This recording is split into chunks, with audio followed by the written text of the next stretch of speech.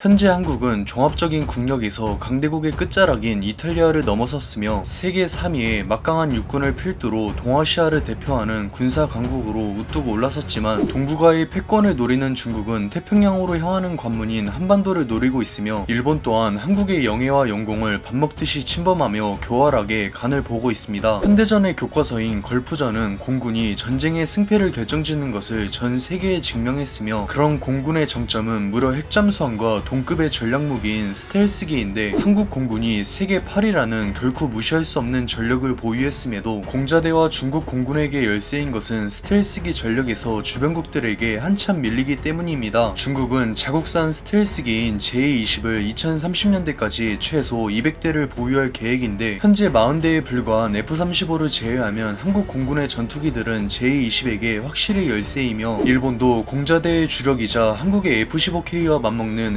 F-15J 99대를 과감하게 전량 퇴역시키고 무려 147대의 F-35로 대체하며 한국 공군과의 격차를 크게 벌리고 있습니다. 전 세계를 제3차 세계대전이라는 불안에 떨게 만들 동북아의 군비 경쟁에서 한국이 중국과 일본을 능가하는 스텔스기 전력을 보유해 힘의 균형을 유지하지 못한다면 중국의 제공권 장악으로 한국 육군마저 무용지물이 되면서 허무하게 한반도를 넘겨줄 것이며 일본 역시 이때다 싶어 영토 탈환을 이유로 독도를 집어삼킬 것입니다. 그러나 지금까지 외세의 침략에 맞섰던 한국이 이를 용납할 리가 없으며 모든 면에서 F-35와 동급 혹은 그 이상으로 거듭날 KF-21을 개발해 미국까지 손을 거들면서 그동안 공군의 우위만 믿고 한국을 압박하던 중국은 그야말로 마른 하늘에 날벼락이 따로 없으며 일본 또한 한국을 밀어주라는 미국의 선택에 현실을 부정하고 있습니다. 이미 KF-21은 F-35에 필적하는 국산 A사 레이더를 필두로 4.5세대에선 독보적인 전자장비를 탑재해 공대공 능력에 한해선 5세대 전투기들과도 우열을 가릴 수 없는데 이제 스텔스 능력을 극대화시킬 내부 무장창을 포함한 추가적인 외부 설계만 진행한다면 한국 공군은 KF-21의 주축인 아시아 최강의 스텔스기 전력을 보유하게 됩니다. 그래서 오늘은 F-35를 넘어선 KF-21의 주변국들이 경악하는 이유에 대해 알아보겠습니다.